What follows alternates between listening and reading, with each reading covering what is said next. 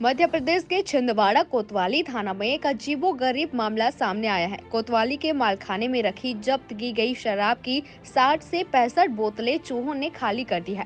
परेशान पुलिस ने मालखाने में चूहे पकड़ने वाले पिंजरे भी लगाए हैं। कुछ चूहों को पकड़ा भी गया। अब यह मामला चर्चा में आ गया है, साथ ही सोशल मीडिया पर भी वायरल हो रहा है।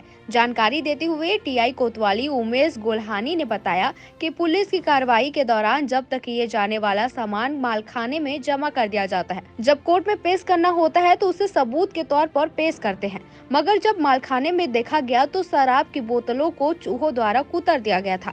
इसके कारण शराब रिस गई थी। थाने के मालखाने में रखे शराब के कार्टूनों को चूहों द्वारा काट दिया गया था। उसमें रखी 60 से 65 शराब की छोटी प्लास्टिक बोतलों को भी कुतर दिया गया था। इसके कारण बोतलों में रखी शराब रिस गई थी और कार्टून खाली हो गया था। हमने मालखाने की सफाई की है और एविडेंस भी लिया है।